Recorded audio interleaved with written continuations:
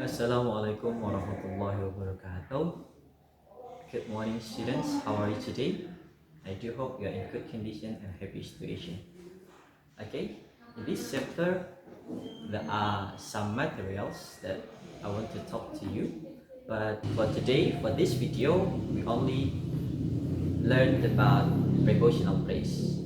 Okay, before we step to the material, let me speak by using bahasa. Apa sih kira-kira prepositional phrase itu? Yang pertama, kita jelaskan terlebih dahulu apa yang namanya frase. Dalam bahasa Indonesia ada yang namanya huruf, ada yang nama kata, ada frase, ada klausa, kalimat, dan juga paragraf. Lalu apa sih makna dari frase tersebut? Frase adalah kumpulan dari beberapa kata yang tidak terdiri dari subjek dan kata kerja. Jadi kalau kalimat minimal terdiri dari subjek dan predikat atau kata kerja. Namun kalau frase dia tidak memiliki subjek dan juga tidak memiliki kata kerja. Nah, jadi saya ulangi sekali lagi, makna dari frase adalah kumpulan kata yang tidak mengandung subjek dan predikat atau kata kerja ketika dalam kalimat bahasa Inggris. Nah, lalu ketika kita gabungkan makna dari prepositional phrase itu apa? Oke, ada beberapa makna dari prepositional phrase. Yang pertama, prepositional phrase adalah frase yang menjadikan preposisi sebagai head atau inti. Jadi, prepositional phrase berfungsi sebagai head atau inti dari frase tersebut. Nah, yang kedua, frase selalu diawali dengan preposisi. Saya ulangi sekali lagi, prepositional phrase selalu diawali dengan preposisi. Apa preposisi itu? Preposisi adalah kata depan. Contohnya in, on, at, for, from, dan lain sebagainya. Nah, prepositional phrase diawali oleh preposisi dan diakhiri oleh object of preposition. Nah, object of preposition ini bisa berupa gerund, bisa berupa pronoun, bisa berupa noun, bisa berupa noun phrase, dan lain sebagainya. Oke. Untuk lebih lengkapnya, mari kita lihat pada contoh frasenya. Nah, di sini saya memberikan satu contoh dalam sebuah kalimat, my book is in my bag. Kira-kira mana yang masuk dalam prepositional phrase? Oke, yang masuk dalam prepositional phrase adalah in my book. In sebagai preposisinya dan my book sebagai modifiernya atau sebagai noun phrase-nya. Nah, atau sebagai objek preposisinya. Nah, jadi saya ulangi sekali lagi, dalam sebuah kalimat, dalam sebuah contoh kalimat, saya berikan sebuah contoh, my book is in my bag. Nah, manakah yang masuk dalam prepositional phrase? Yang masuk dalam prepositional phrase adalah in my book. In sebagai preposisi dan my bag sebagai object of prepositionnya. Nah, jadi preposisi in, on, at itu inti atau yang dijelaskan, sedangkan object of preposition itu yang menjelaskan. Nah, jadi intinya adalah pada preposisinya. My book is in my bag. Where is my book? My book is in my bag. Di mana sih buku saya? Buku saya berada di dalam. Di dalam mana? Di dalam tas. Nah, jadi intinya adalah di dalam, dan diperjelas lagi posisi buku saya berada di dalam tas. Oke.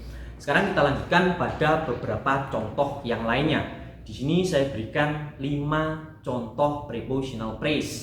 Nah, yang pertama in the next year, yang kedua from Indonesia, yang ketiga in front of you, yang keempat for wedding, Yang kelima, forgetting scholarship. Nah, mereka semua kelima-limanya merupakan prepositional phrase. Nah, setiap prepositional phrase selalu diawali oleh preposisi atau kata depan. Nomor 1, preposisinya adalah in. Nomor 2, preposisinya adalah from. Yang ketiga, preposisinya adalah in. Keempat, preposisinya for. Dan kelima pun juga sama, preposisinya adalah for. Dan mereka selalu diakhiri oleh object of preposition. Oke, kita langsung masuk dalam contoh yang nomor 1. In the next year, in sebagai preposisi atau sebagai head, sebagai intinya. Lalu in the next year ini masuk dalam noun phrase atau sebagai object of prepositionnya. Nah, jadi in the next year ini merupakan rangkaian dari prepositional phrase. In sebagai head atau sebagai preposisinya, the next year sebagai noun phrase atau sebagai object of prepositionnya. Oke ya, jadi mereka semuanya masuk dalam kelompok prepositional phrase. Lanjut contoh yang kedua, from Indonesia. Nah, from merupakan head atau sebagai preposisinya, Indonesia sebagai noun atau kata bendanya, dan noun di sini juga berkedudukan sebagai object of preposition. Nah, jadi from Indonesia ini merupakan rangkaian dari prepositional phrase. Ya, jadi untuk kalimat yang pertama preposisi diikuti oleh noun phrase. Yang kalimat yang kedua atau frase yang kedua, contoh yang kedua, head preposisi diikuti oleh noun atau kata benda. Lanjut contoh yang ketiga, in front of you. In front of di sini sebagai preposisinya, you di sini sebagai pronoun atau object of preposition. Nah, jadi from, in front of you ini sebagai headnya, sebagai preposisinya, you sebagai pronoun atau sebagai object of prepositionnya. Jadi in front of you ini pun juga masuk dalam sebuah rangkaian prepositional phrase. Oke, kita lanjut pada contoh yang keempat, for wedding. For di sini sebagai preposisi atau sebagai head yang dijelaskan. Setelah itu wedding ini sebagai object of preposition. Nah, wedding di sini masuk dalam gerund. Nah, jadi for wedding ini pun juga masuk dalam kumpulan prepositional phrase. Oke. Next, contoh yang terakhir, for getting scholarship. For getting scholarship ini juga masuk dalam prepositional phrase. For di sini sebagai preposisi atau sebagai head yang dijelaskan. Getting scholarship ini masuk dalam object of preposition. Nah, status mereka sebagai gerund dan mereka masuk dalam rangkaian prepositional phrase. Oke, saya ulangi sekali lagi. Prepositional phrase diawali oleh preposisi in, on, at, for, from, dan lain sebagainya, dan diakhiri oleh object of preposition. Object of preposition bisa berupa pronoun, bisa berupa noun, bisa berupa gerund, bisa berupa noun phrase, dan lain sebagainya. Nah, jadi itu adalah pembahasan tentang prepositional phrase. Lanjut, pada selanjutnya kita akan membahas tentang fungsi dari prepositional phrase. Apa sih fungsi dari prepositional phrase? Prepositional phrase memiliki dua fungsi. Fungsi yang pertama sebagai adjektif yang menerangkan noun atau menerangkan kata benda.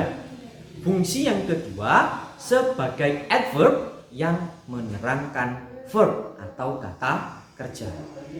Bagaimana contoh dari setiap fungsinya? Kita langsung masuk dalam setiap contoh kalimatnya. Yang pertama, sebagai adjektif yang menerangkan noun atau menerangkan kata benda. Sebuah contoh kalimat, my sister is beautiful in pink dress. Nah, pada contoh kalimat ini prepositional phrase-nya sebagai adjektif yang menerangkan kata benda. Nah, kalimat kata yang bertulis warna merah ini masuk dalam prepositional phrase. Dan in ini sebagai preposisinya. In di sini yang in sebagai preposisinya. Nah, ketika kita masuk dalam fungsi dari prepositional phrase yang berfungsi sebagai adjektif menerangkan kata benda, kira-kira mana kata bendanya? Oke, kata bendanya adalah dress. Jadi, saudara perempuanku cantik dalam dress atau gaun berwarna pink. Nah, jadi yang diterangkan adalah kata bendanya. Kata bendanya adalah dress tersebut. Oke. Next, pada contoh yang kedua, masih prepositional phrase sebagai adjektif yang menerangkan kata benda. The man in front of you is very handsome. Oke. Kata yang bertulis warna merah ini masuk juga dalam prepositional phrase yang berfungsi sebagai adjektif yang menerangkan kata benda. Mana preposisinya? In front of you. Mana kata benda yang diterangkan? The man. Nah, siapa sih yang tampan? Yang tampan adalah laki-laki yang berada di depanmu. Nah, oke. Ini adalah contoh sebuah kalimat prepositional phrase yang berfungsi sebagai adjektif yang menerangkan kata benda. Next, kita masuk dalam fungsi yang kedua, yaitu prepositional phrase sebagai adverb yang menerangkan kata kerja. Oke, contoh yang pertama, I learned English for several months.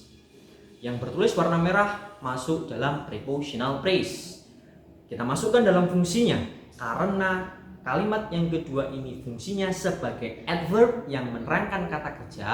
Jadi kita cari kata kerjanya. Mana kata kerjanya? Kata kerjanya adalah learn. Dan for several months adalah prepositional phrase sebagai adverb yang menerangkan kata kerja. Kata kerjanya mana? Learn. Nah, berarti sudah berapa lama saya belajar bahasa Inggris? Saya belajar bahasa Inggris selama beberapa bulan. Jadi prepositional phrase ini berfungsi sebagai keterangan yang memberi keterangan tambahan pada kata kerja. Sudah berapa lama saya belajar bahasa Inggris? Oke.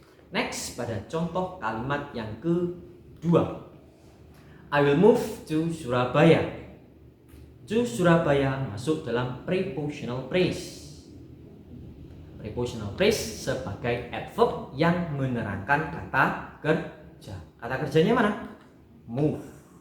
Di mana saya akan pindah? Saya akan pindah ke Surabaya. Nah, jadi prepositional phrase memiliki dua fungsi.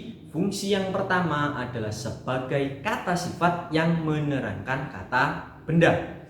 Fungsi yang kedua adalah sebagai adverb atau kata keterangan yang menerangkan kata kerja.